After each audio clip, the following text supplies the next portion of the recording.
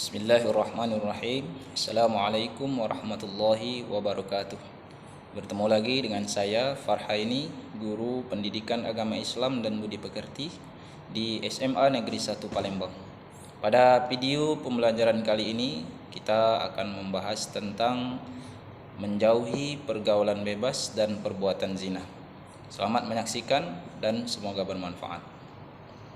Bismillahirrahmanirrahim. Assalamualaikum warahmatullahi wabarakatuh. Waalaikumsalam warahmatullahi wabarakatuh. Alhamdulillahirabbil alamin. Shalatu wassalamu ala asyrofil anbiya'i wal mursalin wa ala alihi wa sahbihi ajma'in. Amma ba'du. Allahumma shalli ala sayyidina Muhammad wa ala ali sayyidina Muhammad. Wallahu ta'ala a'udzu billahi minasyaitonir rajim. Bismillahirrahmanirrahim. Wala taqrabuz zina innahu kana fahishatan wa sa'a sabila.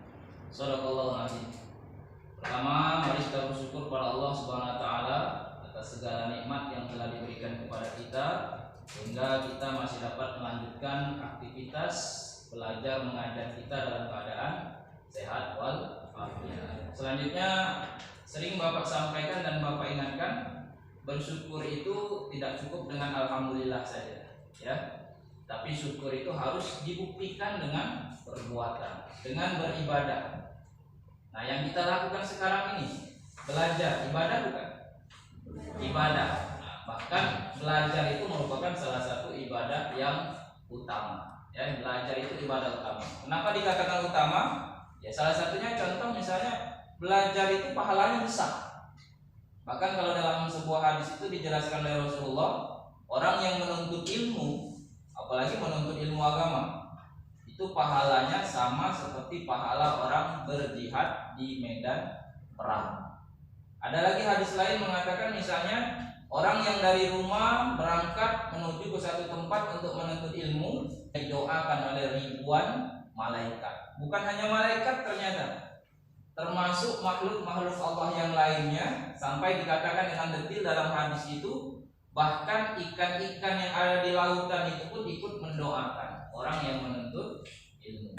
Nah, mestinya ini jadi motivasi kita supaya kita belajar itu lebih giat, lebih semangat, ya.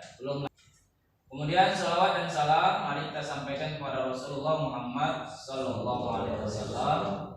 Allahumma sholli ala sayyidina Muhammad wa ala ali sayyidina Muhammad. Mudah-mudahan kita semua termasuk umat Rasulullah yang akan mendapatkan syafaat atau pertolongan pada hari kiamat atau pada hari pembangkitan kelak. Amin ya rabbal alamin. Oke, selanjutnya Pak cek dulu kehadirannya, ya, angkat tangannya.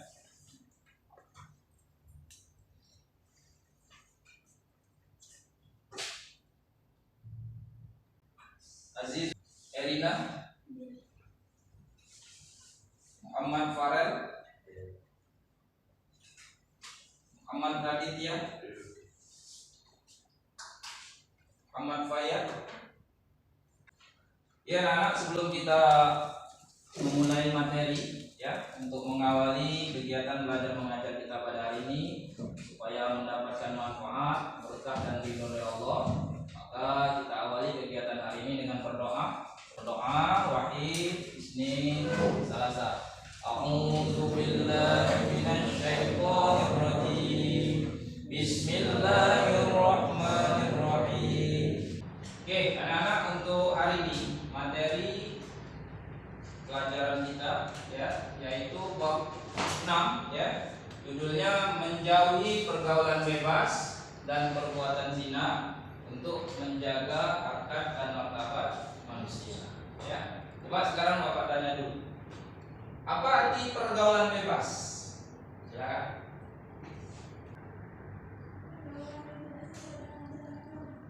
Pergaulan yang tidak sesuai dengan ajaran agama. Oke, boleh. Tepat tuh, ya. Atau mungkin dengan bahasa lain, pergaulan yang sudah melampaui batas-batas aturan yang sudah ditetapkan oleh agama. Apakah beda pergaulan bebas dengan bebas bergaul? Beda, ya. Kalau bebas bergaul, ya, dengan siapapun boleh bergaul, itu bebas bergaul. Bahkan misalnya dengan orang yang berbeda agama, berbeda akidah, itu kita boleh berteman, boleh bersahabat. Kemudian zina, itu pembahasan yang cukup menarik juga. Apa arti zina? Definisi zina? Bersetubuh bisa, bersetubuh. Tapi tanpa ikatan maksudnya ikatan pernikahan. Jadi tidak semua bersetubuh itu berzina, ya. Maka tadi diperjelas oleh kawan kamu, berzina itu bersetubuh tanpa ada ikatan pernikahan. Atau mungkin kalau dalam bahasa buku kita ini disebutkan zina itu adalah melakukan hubungan intim selain suami istri tanpa adanya ikatan pernikahan. Itulah zina, ya. Nah, ini pembahasan kita pada hari ini. Nah, coba ini salah satu dalil ayat Al-Quran dalam pembahasan kita, yaitu Quran surah Al-Isra ayat 32, ya. Bismillahirrahmanirrahim. Bismillahirrahmanirrahim. Wala taqrabuz zina. Innahu kana fahisha. Wa sa'a sabila.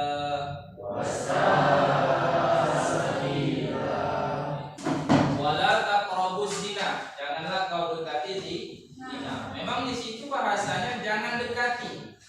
Jika Allah mengatakan jangan dekati, artinya sesuatu itu sangat berbahaya, menunjukkan bahwa zina itu adalah suatu perbuatan yang sangat berdosa, ya. Bahkan zina ini kan termasuk dosa besar. Sedangkan kalau dikatakan dosa itu besar, berarti azabnya juga sangat besar.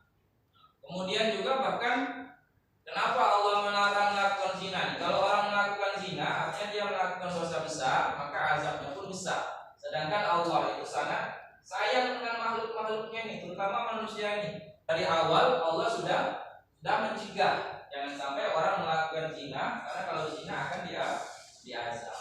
Ya, itu salah satu bentuk rahmat kasih sayang Allah. Dicegah dari awal, ditakuti, diancam supaya tidak melakukan perbuatan zina. Belum lagi kemudian dampak zina itu sangat banyak, sangat besar. Azab lah pasti. Di dunia pun sudah dapat dampak daripada zina. Apa misalnya? Kalau ketahuan zina pasti dikucilkan dari masyarakat. Kita bahas sedikit tentang tajwid. Pertama kata wala. La di sini kan ada alif, menandakan la harus panjang 2 harokat. Wala apa hukumnya? Mad tabi'i. Mad tabi'i itu panjangnya 2 harokat. Selanjutnya taqrabu, taqaf sukun. Qalqala sukro dibaca apa arti qalqala? Memantul, ya. Masih ingat huruf qalqala ada berapa?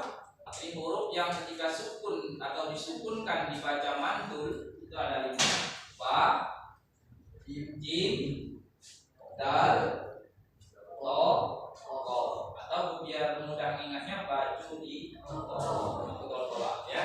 Nah, kalau dia berada di tengah, maka namanya qalqala sukro, artinya mantulnya sedikit. Wala taqrabu. Ya, kemudian selanjutnya setelah kalimat ini nyambung dengan huruf zai pakai tasydid diawali dengan alif lam. Taqrabuz zina. Gitu, Pak. Coba lihat ke sini. Ini ada alif lam. Ini alif lam kan? Tapi waktu dibaca taqrabuz zina, kedengaran enggak suara lamnya? Kedengaran enggak? Tidak. Kalau dia tidak kedengaran berarti samsia, alif lam samsia. Kita wala taqrabuz zina, jangan dekati zina. Apa contoh mendekati zina? Pacaran. Ya. Artinya begini, ternyata pacaran itu pun juga merupakan satu perbuatan mendekati zina, berarti dia dosa. Jadi hati-hati, apalagi anak-anak usia sekarang ini kan sedang ada rasa di mana pengen tahu semuanya, pengen coba semuanya, ya. Melihat kawannya atau melihat tontonan, melihat macam-macam, kayaknya pengen niru, pengen mencoba, maka jadilah pacaran. Nah, pacaran ini adalah satu peluang ruang setan untuk menggoda, untuk membisik-bisiki manusia supaya mereka melakukan zina. Ya, tidak sedikit orang yang kalau sudah melakukan pacaran kebablasan, akhirnya dia melakukan zina. Hamil ceweknya, bukan cowoknya. Hamil ceweknya, lanangnya berlari dalam tanggung jawab, akhirnya kandungan digugurkan. Atau misalnya lebih parah lagi, putus asa, depresi, lompat ya ke jembatan sampai rasa tidak mati pula baca renang rupanya begitu ya. Iya, berarti besok ya baca renang mana pula ada apa ya. Yang lebih parah lagi lah, karena pacaran berzina, hamil, minta pertanggungjawaban dengan si cowok. Cowoknya nolak, akhirnya cowoknya pendek akal ya, punya niat yang lebih buruk lagi karena si ceweknya itu tidak mau menggugurkan, akhirnya dia bunuh cewek. Ya, kan banyak kasus seperti itu. Nah, inilah dampak-dampak dari perbuatan zina. Makanya dari awal Allah sudah melarang itu. Di samping dosanya besar, azabnya pasti besar, dampak di dunia pun juga sangat banyak, sangat besar. Maka hindarilah. Yang ada rasa-rasa pengen nak coba pacaran sudah tidak usah. Sekarang kita ke pembahasan seterusnya tentang pembagian daripada zina itu sendiri. Ya. Nah, zina itu dibagi menjadi dua. Ada namanya zina muhson, ada namanya zina ghairul muhson.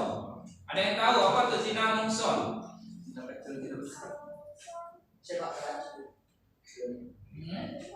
Jadi, zina muhson itu artinya zina yang dilakukan oleh orang yang sudah menikah. Atau dengan bahasa yang sering kita sebut apa?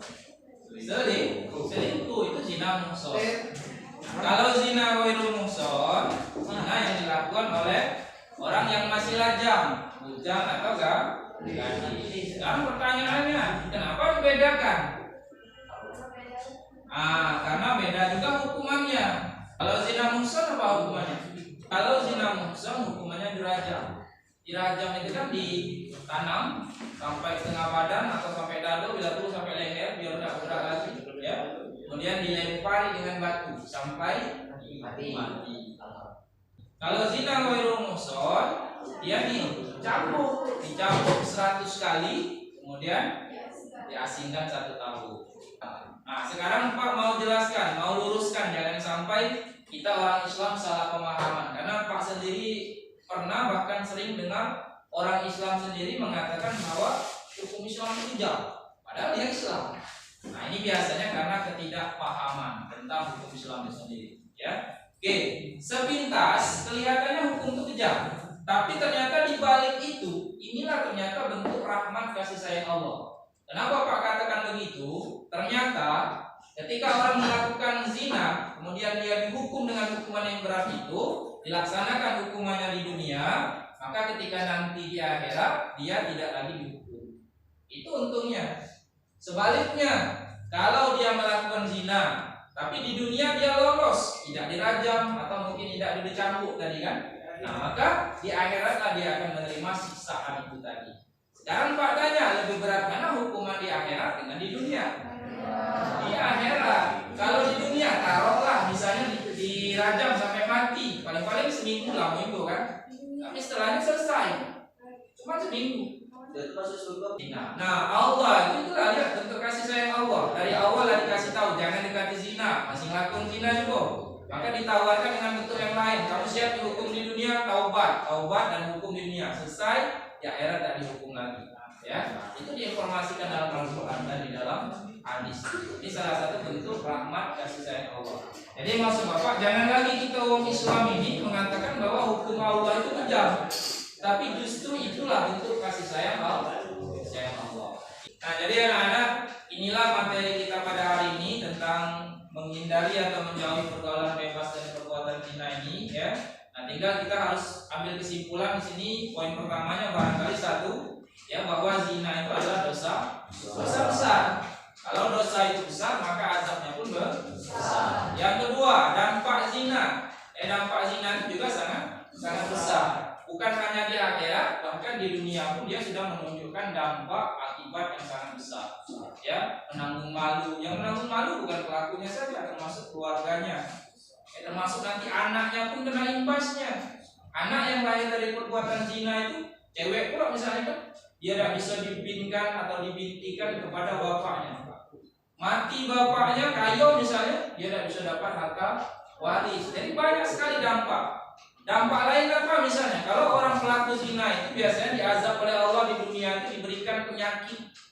Penyakitnya tidak tanggung-tanggung, penyakit azab. Ya, HIV. Ya, penyakit azab itu penyakit yang tidak bisa disembuhkan. Ya, salah satunya HIV atau liver tadi. HIV itu belum ditemukan obatnya. Bahkan dulu ada ternyata obat HIV apa? Sum-sum tulang ikan hiu. Ya, di rumah ya, saking sulitnya maksudnya di obat itu kan, ya, menunjukkan memang penyakit itu penyakit azab. Belum lagi dampak yang sangat luar biasa juga, ternyata kalau sudah banyak orang melakukan zina, maka akan mengundang murka Allah. Bisa jadi tempat itu diturunkan oleh Allah Azza. Itu mungkin materi kita hari ini, ya. Selanjutnya untuk tugas, silakan nanti materi tentang menghindari pergaulan bebas dan perbuatan zina ini kalian buat resumenya sekreatif mungkin, sebagus mungkin, serapi mungkin, karena insya Allah nanti di pertemuan yang akan datang akan langsung bapak nilai. Ya, sebelum kita tutup pembelajaran hari ini, silakan kalau ada pertanyaan, ada unek-unek barangkali, ya. Ya.